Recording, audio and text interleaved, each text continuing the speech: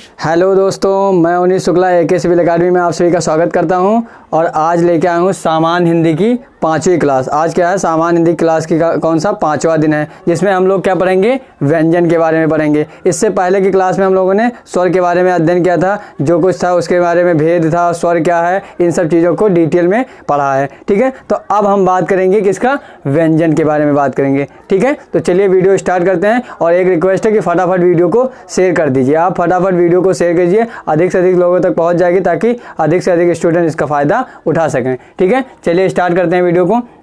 होता है व्यंजन। व्यंजन आप समझिए कि व्यंजन क्या होता है। ठीक है, व्यंजन वह होते हैं, देखिए, जिनका लेखन स्वतंत्र अवस्था में संभव हो। मतलब जब हम व्यंजन को लिखें तो वो स्वतंत्र रूप से लिखा जा सके। ठीक है, लेकिन उनका उच्चारण यानी कि उनको बोलने के लिए हमें किसकी, स्वरों की आवश्यकता पड़ती हो, वो क्या कहलाते हैं, व्यंजन कहलाते हैं। बात क्लियर हो, एक बार फिर से रिपीट करते हैं कि व्यंजन उन्हें कहते हैं जिन्हें हम क्या स्वतंत्र रूप से लिख सकते हैं। मतलब उनको हम स्वतंत्र रूप से लिख तो सकते हैं, लेकिन उनको बोलने के लिए, मतलब उनका उच्चारण करने के लिए हमें किसकी आवश्यकता होती है, स्वरों की आवश्यकता होती है। तो वो क्या कहलाते हैं, व्यंजन कहलाते हैं। क्लियर है ना। चलिए अब व्यंजन को हम अलग अलग करके समझ सकते हैं कि व्यंजन कितने प्रकार से होंगे, किन किन व्यंजनों को क्या क्या कहा जाएगा। ठीक है, चलिए स्टार्ट करते हैं कि उच्चारण के रूप में अगर हम देखते हैं तो पहले उच्चारण के रूप में हम व्यंजन को पहचानेंगे कि उच्चारण के आधार पर व्यंजन कितने प्रकार के होते हैं। तो ये कह सकते हैं मूल रूप से कितने प्रकार से हैं, 5 प्रकार से होते हैं। देखिए, पहला कंठ या कंठ व्यंजन कहेंगे, दूसरा ताल या तालव्य व्यंजन कहेंगे, तीसरा मूर्धा या मूर्धन्य व्यंजन कहेंगे, चौथा दंत्य व्यंजन और 5वां ओष्ठ्य व्यंजन। ठीक है, अब बात करते हैं, सबसे पहले हम स्टार्ट करेंगे, क्या बताएंगे आपको कि कंठ या कंठ व्यंजन किसे कहते हैं। ये समझिए, क्या बोलेंगे सबसे पहले हम, कंठ या कंठ व्यंजन क्या होते हैं समझिए। जैसे का, खा, गा, घा, अंगा, समझिए क्या होते हैं। आप समझने की कोशिश करिए कि ऐसे व्यंजन जिनको बोलने के लिए हम क्या कहते हैं, कंठ, जो हमारी ध्वनि निकलती है वो हमारे कंठ से निकलती है, उन अक्षरों को या उन वर्णों को क्या कहा जाता है, कंठ व्यंजन कहा जाता है। बात क्लियर हो गई। ऐसे वर्ण या ऐसे अक्षर जिन्हें बोलने से क्या होता है, हमारे कंठ से ध्वनि निकलती है, तो वो क्या कहलाते हैं, आपके कंठ व्यंजन कहलाते हैं। जैसे का, अगर आप का बोल रहे हैं तो देखिए आपके कंठ से आवाज ध्वनि निकल रही है।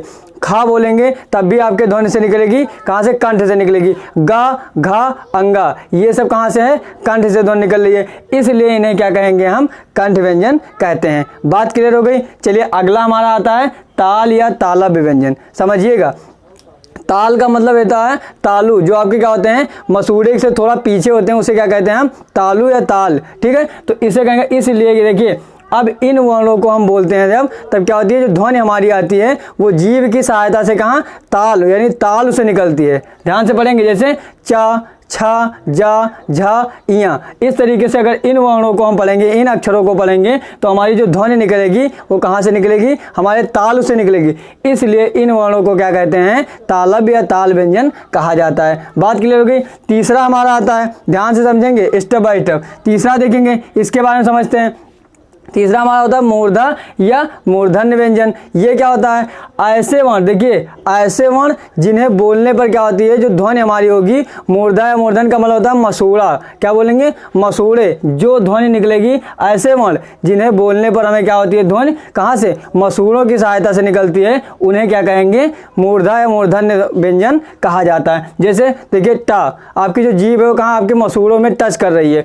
फिर ठा, डा, ढा, अड़ा, ये सब जो आपके व्यंजन दिख रहे हैं, ये कौन से व्यंजन होंगे, ये मूर्धा या मूर्धन्य व्यंजन कहे जाएंगे। बात क्लियर हो गई। अगला आता है आपका दंत्य। कौन सा आएगा, दंत्य व्यंजन आएगा। दंत्य का मतलब आप समझ रहे हैं, दंत्य से क्या आता है, दांत। ऐसे तो जब जीभ आपकी कहाँ टच करती है, दांतों में टच करती है। देखिए ता, था, दा, धा, ना, इनको जब आप बोलेंगे तो आपकी जीभ कहाँ होगी, आपके दांत में टच करेगी, यानी कि उनकी ध्वनि कहाँ से निकलती है, दांत की सहायता से इनकी ध्वनि निकलती है। इसलिए इन व्यंजनों को, इन वर्णों को क्या कहा जाता है, दंत्य व्यंजन कहा जाता है। एक बार फिर से समझें, ऐसे वर्ण या ऐसे अक्षर जिनकी ध्वनि कहाँ से निकलती है, दांत से, दांत में टच होने के बाद जीभ से ध्वनि निकलती है, तो वो क्या कहलाते हैं, दंत्य व्यंजन कहलाते हैं। क्लियर। आगे देखेंगे, अगला आता है हमारा ओष्ठ्य व्यंजन। ओष्ठ का मतलब होंठ। ऐसी ध्वनि, देखिए वर्ण जो होंगे, ऐसे वर्ण जिन्हें बोलने पर इसके सहायता निकले, आप बोल सकते हैं, अगर ओंठों की सहायता से जिसकी ध्वनि निकलेगी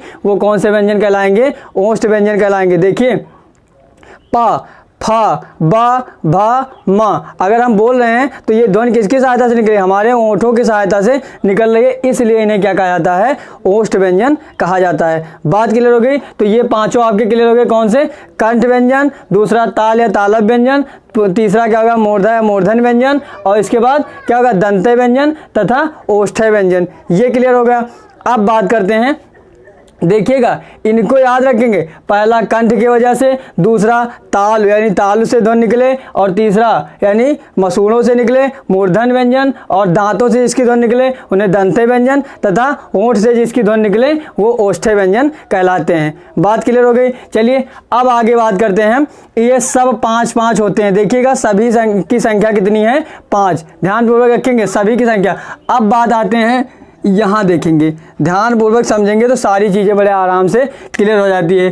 तब आगे की बात करते हैं। यहाँ से अगर यहाँ तक की बात करेंगे इन व्यंजनों की, ध्यान से देखिएगा, यानी अंगा, इया और देखिए अड़ा, ना और मा, ये पांचों हमारे कौन से व्यंजन कहलाते हैं? नासिक व्यंजन कहलाते हैं। समझ लीजिएगा, इन्हें हम क्या कहते हैं? नासिक व्यंजन।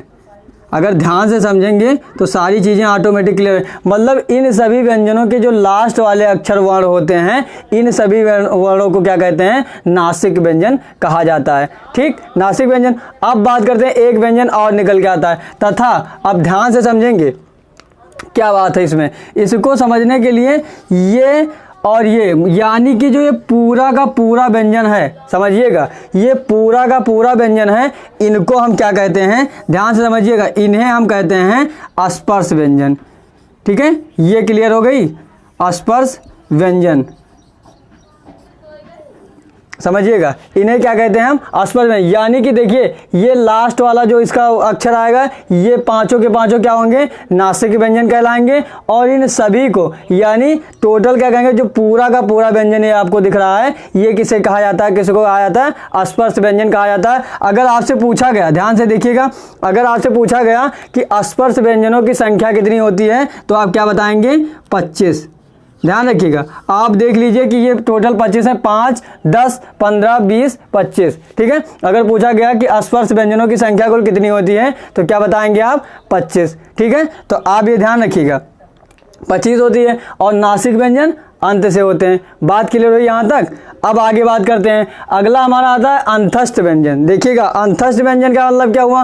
अंतस्थ मतलब ये व्यंजन सबसे लास्ट में आते हैं। ये जो सीरीज आपको दिखेगी छोटा बड़ा में, आप पढ़िए, वर्णमाला पढ़िए, वर्णमाला में देखिए सबसे लास्ट में ये लाइन लिखी रहती है, तो लास्ट वाली लाइन, इसलिए इन्हें अंतस्थ व्यंजन कहा जाता है। क्या लिखा रहता है? या, रा, ला, वा, ये 4 क्या होते हैं? अंतस्थ व्यंजन, क्योंकि ये लास्ट में लिखे रहते हैं। ठीक, अब देखिएगा अगला आता है ऊष्म व्यंजन। ऊष्म व्यंजन समझिए, ऊष्म व्यंजन कितने होते हैं? ऊष्म व्यंजन किन्हें कहा जाता है? देखिए तीनों सा और हा, सा हा, इन चारों को क्या कहा जाता है? ऊष्म व्यंजन कहा जाता है। ध्यान पूर्वक समझिएगा कि ऊष्म व्यंजन का सा हा, यानी ऊष्म व्यंजनों की संख्या कितनी होगी? 4 होगी। अगला आता है हमारा वत्सर व्यंजन। ठीक, वत्सर व्यंजन कौन कौन से होते हैं? समझिए, सा, जा, ना, ला, समझिए, सा, जा, ना, ला। अब बात करते हैं, और ये हमारे कौन से वत्सर व्यंजन कहाँ होते हैं? ये हमारे फारसी व्यंजन कहे जाते हैं। इन्हें क्या, कौन से व्यंजन होते हैं? ये फारसी व्यंजन। ध्यान दीजिएगा, ये कौन से व्यंजन होंगे? फारसी व्यंजन।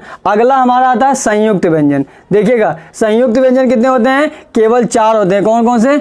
छा, त्रा, ज्ञा और स्रा। ठीक है, ध्यान से देखिएगा, छा, त्रा, ज्ञा और स्रा। संयुक्त व्यंजन क्या कहा जाता है? संयुक्त का मतलब आप समझ सकते हैं कि कहीं ना कहीं कुछ ना कुछ जोड़ा गया होगा, इसलिए इन्हें संयोग या संयुक्त कहा गया। देखिए छा शब्द, देखिए छा को अगर आप देखेंगे तो का प्लस सा से मिलकर बना है, इसलिए इसे संयुक्त व्यंजन कहा जाता है। का प्लस सा मिलकर क्या बनता है? छा। इसी प्रकार देखिए त्रा को अगर आप देखेंगे तो ता प्लस रा मिलकर क्या बना है? त्रा, इसलिए इन्हें संयुक्त व्यंजन कहा जाता है। अगला आता है ज्ञा। ज्ञा की अगर बात करेंगे तो यहाँ से ध्यानपूर्वक देखिए, जा प्लस इया मिलकर क्या बनता है? ज्ञा, इसलिए इसे संयुक्त व्यंजन कहा जाता है। अगला सरा आता है। देखिए सा और रा मिलकर, सा प्लस रा मिलकर क्या बनता है आपका सरा, इसलिए ये संयुक्त व्यंजन होते हैं। तो ये चारों क्या कहलाते हैं आपके संयुक्त व्यंजन कहलाते हैं। ठीक है, अब बात करते हैं प्रकंपित या लुठित व्यंजन की। हमारा क्या होता है प्रकंपित या लुठित व्यंजन किसे कहते हैं, रा को।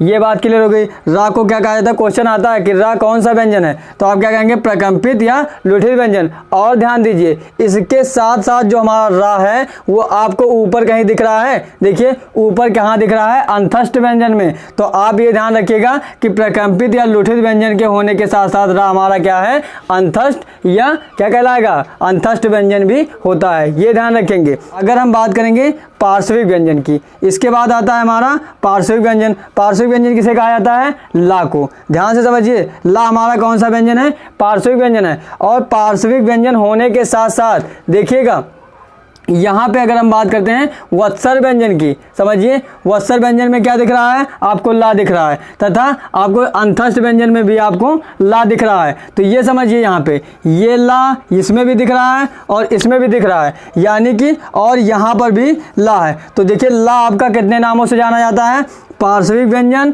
और उसके बाद अंतस्थ व्यंजन, यानी और उसके बाद क्या कहा जाएगा वत्सर व्यंजन भी कहा जाता है। ठीक है, बात क्लियर हो गई कि आपको 3 जगह आपको ला दिखाई दिया। फिर अगला आता है हमारा दंत ओष्ठ्य व्यंजन। लास्ट हमारा क्या आएगा दंत ओष्ठ्य व्यंजन। समझिएगा दंत ओष्ठ्य व्यंजन क्या होता है हमारा, वाह। दंत ओष्ठ्य का मतलब समझ लीजिए ऐसे वर्ण जो हैं जिन्हें बोलने के लिए क्या होता है दांत और ओंठ दोनों की आवश्यकता पड़े। देखिए आप वाह बोलिए तो आप देखिए दांत की आवश्यकता भी पड़ रही है और किसकी पड़ रही है, होंठ की। तो इसलिए इन्हें दंत ओष्ठ्य व्यंजन कहा जाता है। ये हो गया वो आपका दंतोष्ठ्य व्यंजन होगा।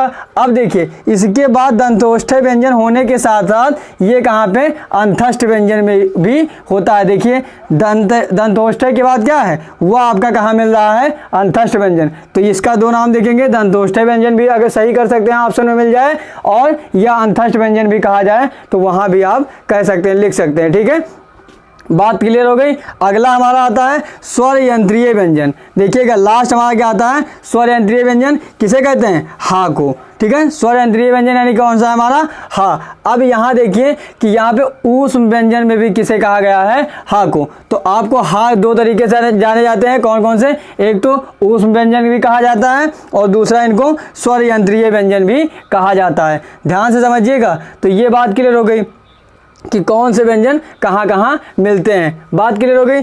अब यहाँ से जितने भी व्यंजन से लेकर क्वेश्चन थे वो सब आपके क्लियर हो चुके हैं। कोई भी टॉपिक आपको कहीं भी इसमें कुछ भी नहीं बचा। व्यंजन से लेकर जो कुछ क्वेश्चन पूछे जाते हैं ये इससे बाहर कोई भी क्वेश्चन नहीं आएगा। ये व्यंजन का पूरा टॉपिक था एक ही वीडियो में, ये आप इतना पढ़ लीजिए तो फिर व्यंजन से आपके कोई भी क्वेश्चन छूटेगा नहीं। ठीक है, स्वर का वीडियो आपको पहले ही मिल गया है, और ये व्यंजन से लेकर आपको कहीं भी अभी तक अगर कहीं भी डाउट होगा किसी भी बात में, किसी भी टॉपिक पे, कोई भी अगर आपको कुछ चीज़ें अगर नहीं समझ में आ रही होगी तो आप कमेंट बॉक्स में कमेंट कर दीजिएगा।